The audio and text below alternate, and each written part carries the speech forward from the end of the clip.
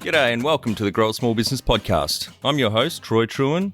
Each week, we speak with an owner who has grown a business with 5 to 30 team members to something bigger. Diving into their numbers and unearthing the pain they've experienced, we explore what they did to overcome each barrier and what they would do differently from day one. Let's get into it. Welcome, everyone. Today I'm interviewing Yulia Vasilyeva from Intelocate, based in Toronto, Canada. Thanks for your time today, Yulia. Thank you for having me, Troy. I'm glad to be here. And now you're currently in Portugal. You just said before we hit record, doing a bit of mountain biking, escaping the Canadian winter. That is correct. Yes, enjoying the trails, keeping the sanity. Well, I'm going to send you my Tasmanian document, trying to entice you down here. There's a lot of mountain biking down in the beautiful state that I live in here. And actually, we had Tara, the founder of Blue Derby Pods, on episode 172, talking about their experience. You can stay in their cabins in the bush for a few nights and do a whole lot of trails around Derby. Yeah, I look forward to checking this out. Let's start with how we know each other. So I reached out to you on LinkedIn. I thought you had a very interesting business, and I think you've been going about 7 years now. So you should have a good journey to be able to share with our audience. Thank you. Yes, that's correct. It's going to be 7 years in 2 months.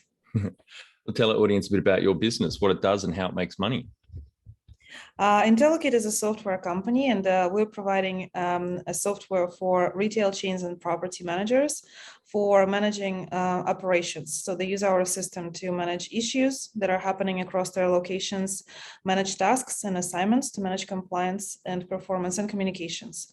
So ultimately, any type of problem that can happen at the location, it goes through our system to the appropriate person at the head office department or external vendor or contractor, and then Intelocate tracks all communications related to the resolution of that issue.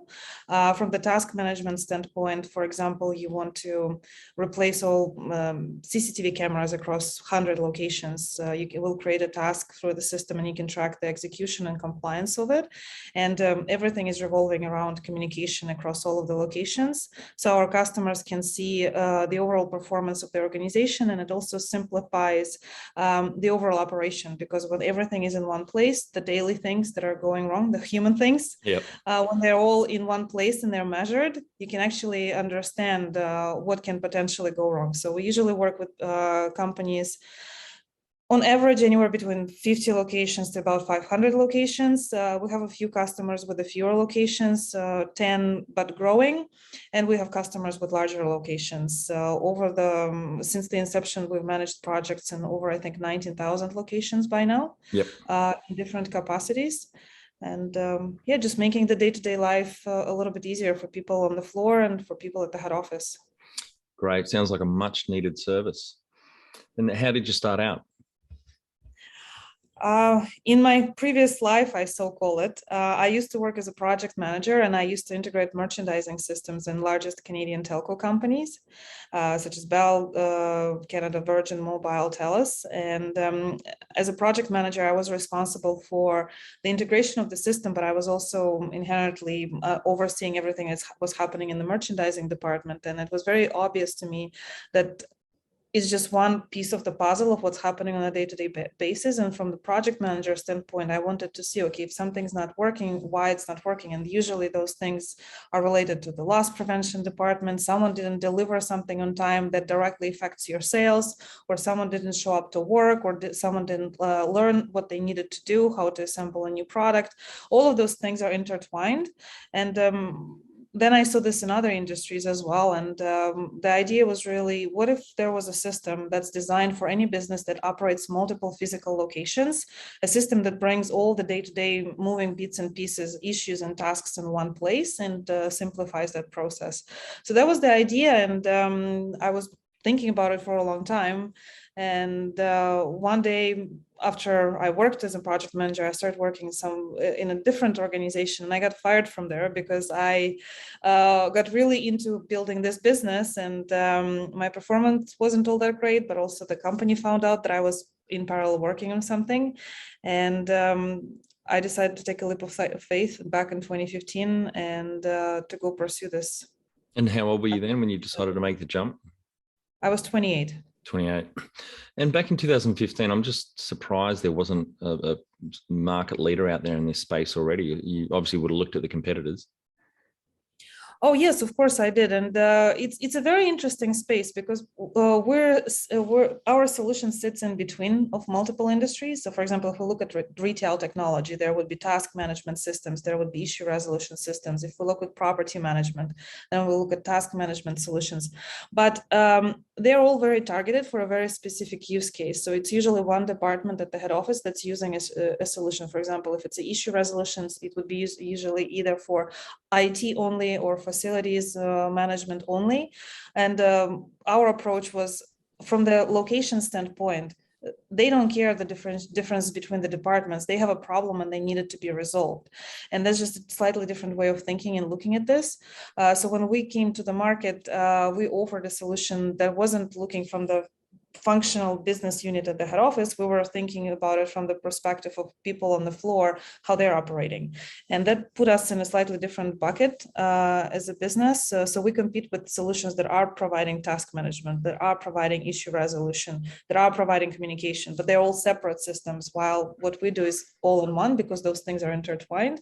And ever since then, there are different strong players on the market, but they all focus on slightly different things. So right now we're still, as far as I know, and I do want to believe that I'm pretty cued into the market, we haven't came across someone who is sitting in exactly that particular space. They either become much larger enterprise technologies or a much more simplified, simple tools for just one use case. And we're kind of in between that. You have some key numbers you can share to illustrate the growth of the business? Yes, so I think important would be to mention, so we've started back in 2015, we've fully launched on the market in 2017. It took us a little bit of time to actually build the product.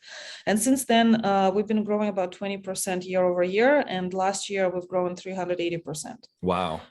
With the usage, I would say, I think just grew over 6 times. Yep. And so that 380% growth last year, was most of that due to COVID or a bigger marketing push for you guys?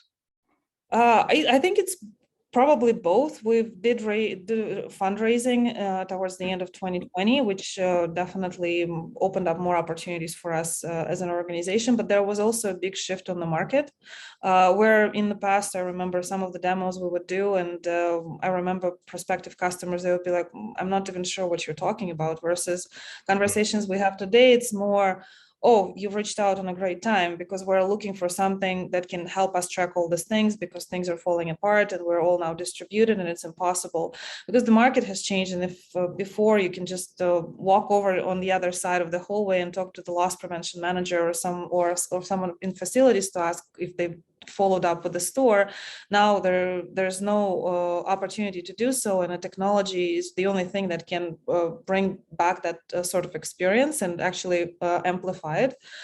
So it's a combination. I think the timing on the market, the capital available, and also the knowledge that we've accumulated over the 3 years before. So it's not that we just came out on the market at that time. We've been building towards this, and we've had the functionality that was needed, and that took time. And how many full-time equivalents did you start with, and where are you at now? Started with 2, and we're 13 today. Great, that's phenomenal growth. Congratulations. Thank you very much. When was the moment you felt like you had succeeded? I don't feel like I have succeeded. Spoken like a true entrepreneur. I just really don't feel that way yet. I definitely see the trajectory that we're on, but. What does success look like to you? A sustainable, profitable business with very happy employees and happy customers. Yep. One day I want to be able to look at this and know maybe I'm not even the one running this anymore, because I understand I might run out of my personal capacity to do so. But I want to be able to look at this business and say, okay, well, we as a team, we've built this, and this is going to be here long term. Number one thing you'd recommend to marketing a fast-growing business? I can speak from the perspective of the enterprise B2B business, which is what we do. In enterprise, it's very relationship building, and especially in the early days, is really getting this point, reference point, a use case, because that just opens up a conversation for others. And in enterprise, it's a lot of cold outreach. So really being able to continuously following up and continuing to talk with the prospects, but also having those reference points. That's one of the, I think, mistakes we've been doing in the early days, even though we did have use cases, but we didn't promote them as well as we should have. And that reference point usually is the great foundation. Okay, that worked for someone else, and this is how it worked. It changes the dynamic for sure. How did you fund your business? Well, initially I took a personal loan. And after that, received a governmental grant from the Government of Canada for young entrepreneurs to build an MVP of the product. That was our very first capital. It was $60,000.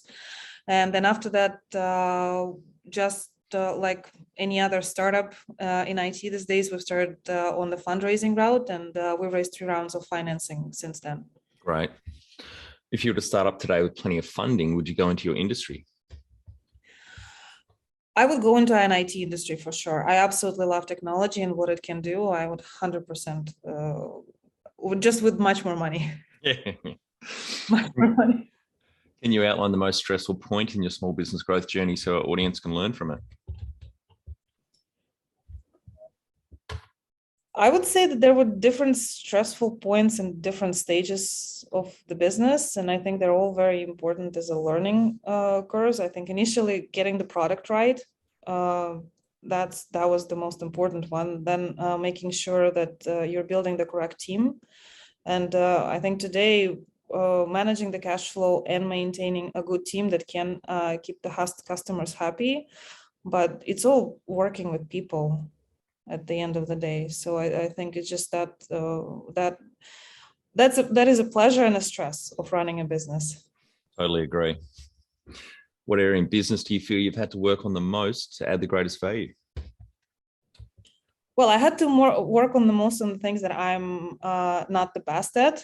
So I obviously had to put the most effort, which is the operational, the nitty-gritty little things. I'm not a detail-oriented person, but putting those different processes in place, for me, being not a very process-oriented person, was a huge win. And especially with the pandemic, with the entire team working in a distributed fashion, realizing that us having had the processes was very important. And we could have probably documented them a little bit better, but because we were still a small team at the time, we had the processes that worked, and paying attention to having those processes in place and reiterating them to the team as you're growing. It's, for example, in the last year, we've more than doubled our team size, and we didn't even realize some of the processes we already had in place. But as we started to add new team members, we can actually see how those processes translate in and actually create the culture. So it's really, really important thing to put in place. Otherwise, it becomes very wobbly foundation, and that's not a good thing. What have you enjoyed the least about managing fast growth?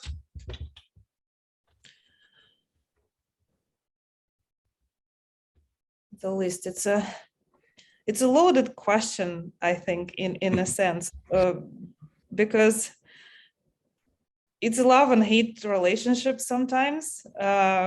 Because 1 second it feels like, oh my God, it's all completely falling apart. The next second you feel like, oh my God, this is the most amazing thing that has ever happened.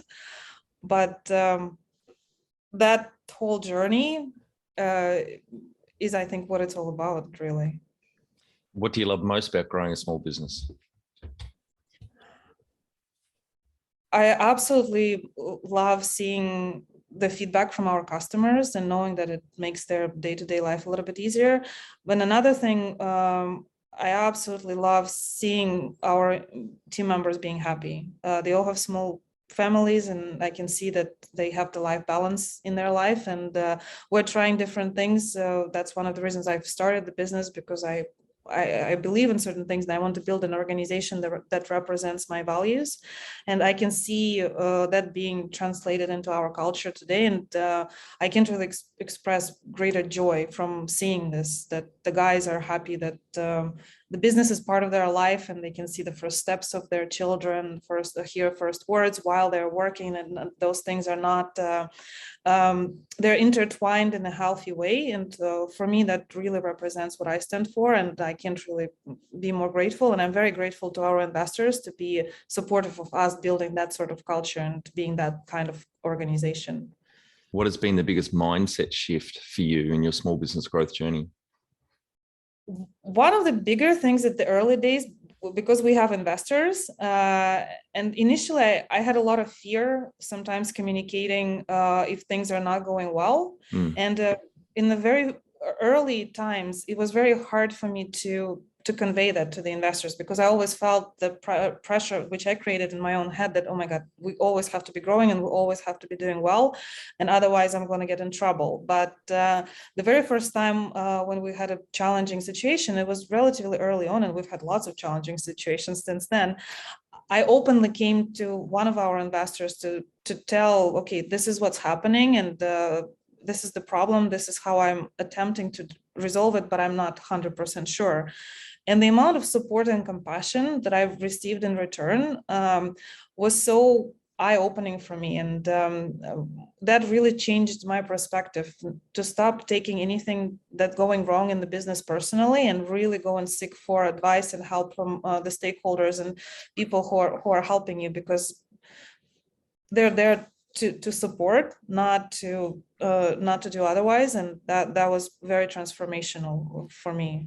Yeah, I think an important point to tack on there is also you've got to have the right investors. If you've got arsehole investors that are just driven by money or don't really care about people, then that can change that dynamic. It could have gone, if you didn't have the nice people as investors, then you could very much have felt that pressure. And that is a very, very important point. If a company is going down the path of bringing in investors, it's very important to bring the right investors in place. Here, I feel very fortunate. And there were times when we actually turned down investments. There were a couple of situations in my life that I consciously, even though we didn't need the capital, but I didn't feel like that would be the right partnership. And I never regretted this. As hard as it was for me to manage the cash flow after that decision, I never regret this decision in the long term, because I don't think the business could have kept unfolding. What is the number one habit you think a small business owner needs to develop and maintain? I think it's a positive attitude. I don't know if you can call attitude a habit, but I actually think it should be a habit of positively looking at things. And I refer to it more of almost like a yes attitude. It's so easy to get into your head and try to read into the situations in a more negative perspective, but it never is. And same with people, trying to look for the better, not for the worse.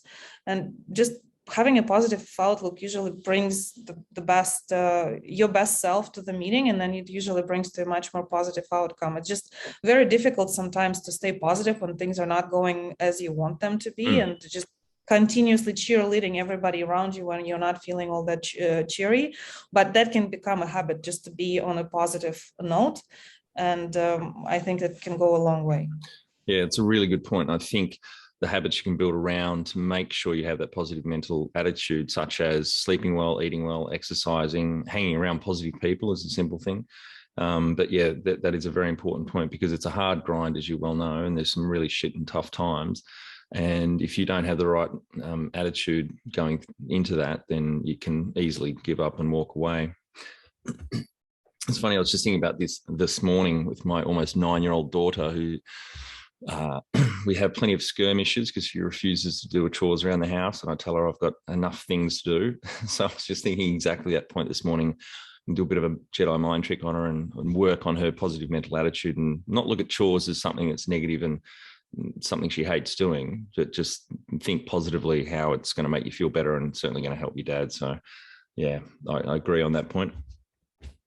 Yeah, and it transcends into everything in life. Even with hobbies, you can approach it like, oh, I just don't want to do this exercise right now because it's dreading, but you can flip that mentality.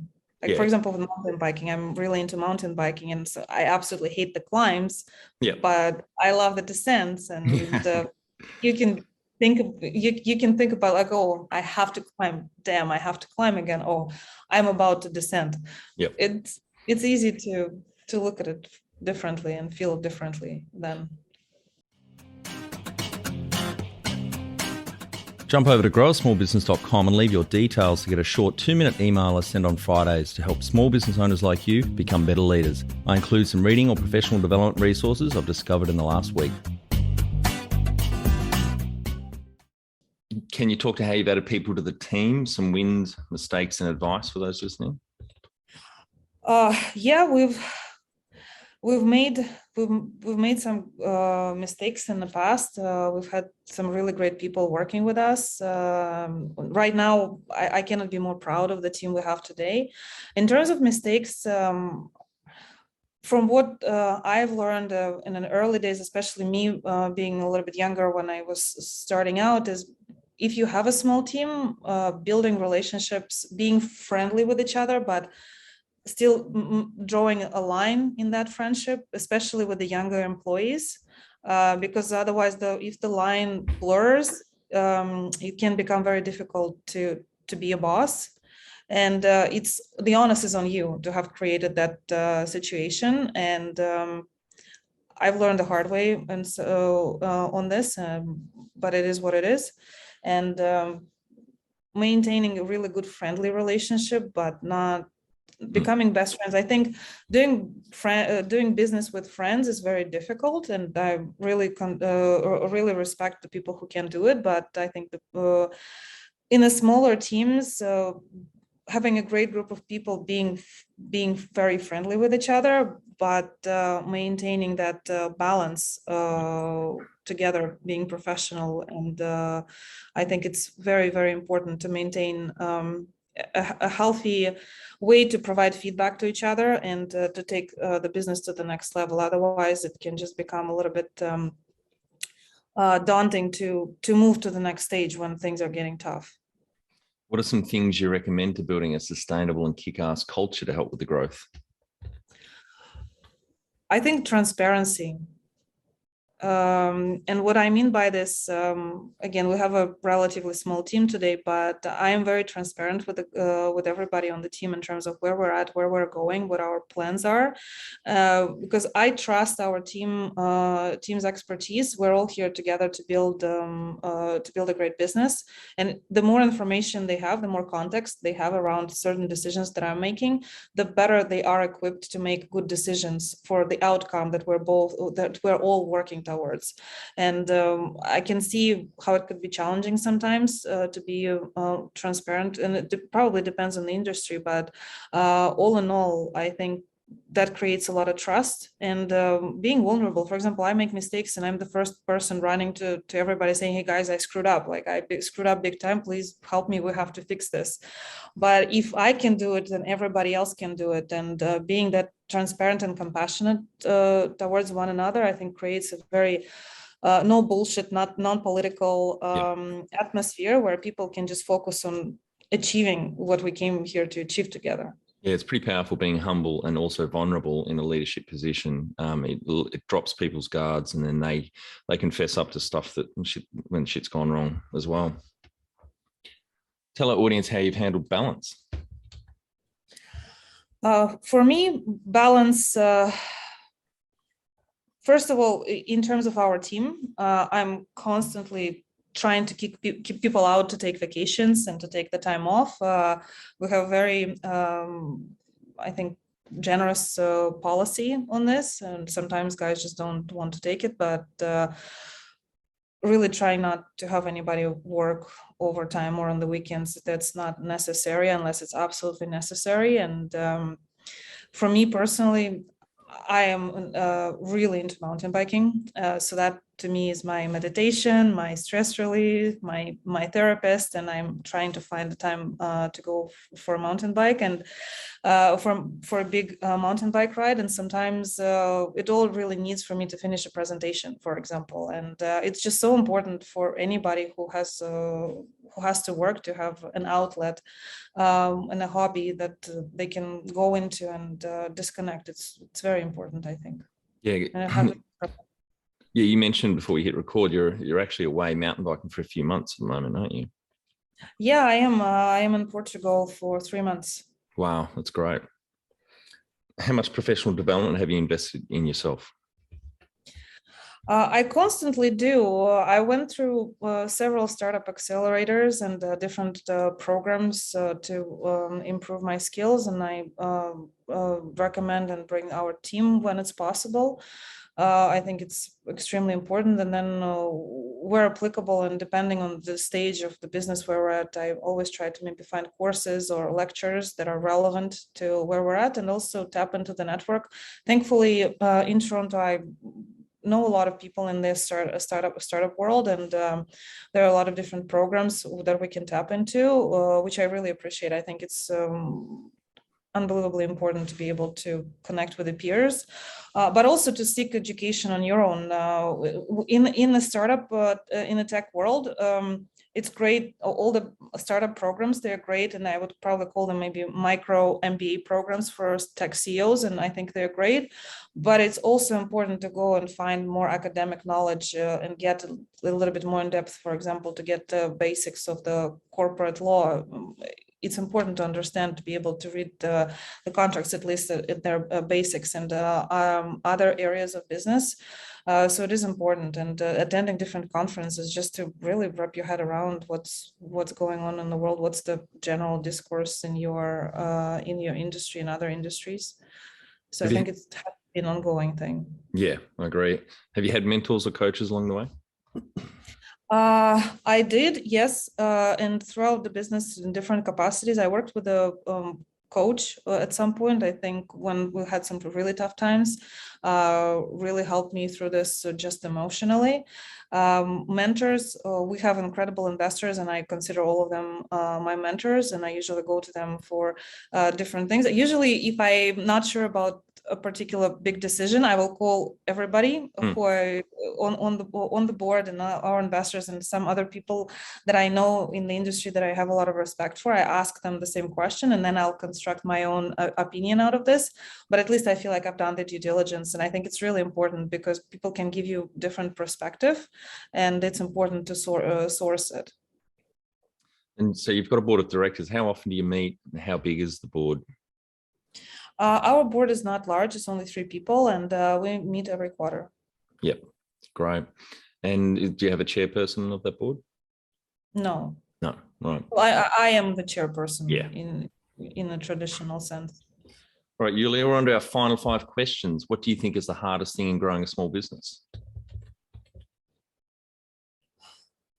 Having the patience to get to where you need to go. Favorite business book which has helped you the most? Well, actually, I have a couple that I really liked, and there's one that it's a very recent, but I think everybody has to read it. It's called Amp It Up by Frank Slootman. Was it Amp It Up? Amp It Up or Ramp It Up? Amp It Up. Amp It Up. Yeah, great. It's a fantastic book. Just recently came out. I think everybody has to read it. I think he's being very blunt and to the point. Another really, really good book that I read early on, which I think was very helpful in terms of kind of the mindset shifting. It's called Outside In. And this is a book about building the customer and employee experience from the bottom up. Starting from the experience where it starts and how it kind of cascades, and how you can design the organization to ultimately provide the best experience. Yeah, I think a lot of business owners miss that valuable point, that if you can induct and onboard your team members and give them, because that saying you don't get a second chance to make a first impression, that can really set their frame of mind for where they're working, how they're feeling about their work and their teammates. So it doesn't take much time. You just need to be organized and invest an hour or 2 on their first day, sit them down, take them out for coffee, explain the business history, where you're going, the vision, etc., and really put a personal touch onto it. I think is important as well. Any great I agree. Yeah, sorry, go. No, I agree with you. And this book just really well illustrates and gives some great case studies on how poor decisions in their organization at the head office affect and cascade to very poor experience at the consumer level. And I think it's really well articulated, and so many organizations can adopt it so easily.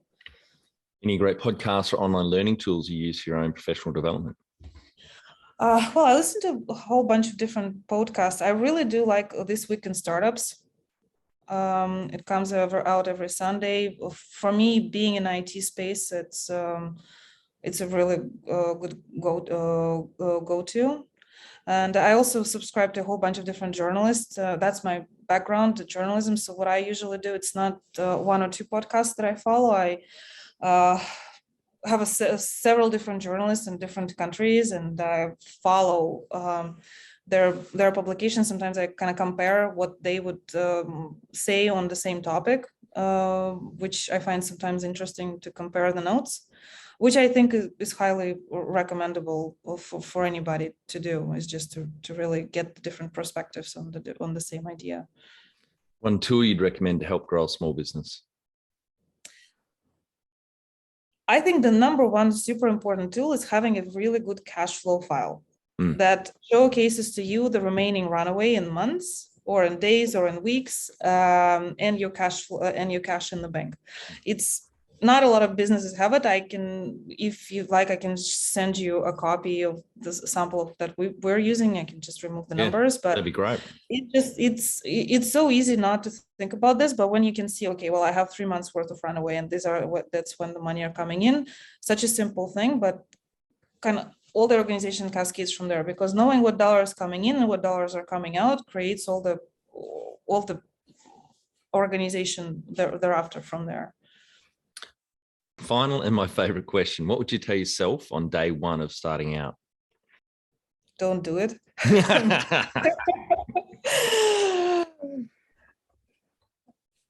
I would probably tell myself to be bolder and to raise more capital. Yeah. I was modest and I think naive in certain areas, but it was new. It was the first business I've ever started, but definitely going bolder and more aggressive, and from the fundraising standpoint, in our line of business at least, I think would have been a decent advice. Great. Well, thanks very much for your time today, Yulia. I think the audience will get a lot of value out of what you shared with us, and congratulations to you and your team on phenomenal growth over the last almost 7 years, and 13 team members now, and helping a lot of businesses out there in your space. So thank you. Thank you very much. It was my pleasure to being here. I appreciate it. That's it. Thanks for listening. Please leave a review in iTunes or whatever platform you listen to us on. It means more small business owners will find our cast and help people with their business growth journey.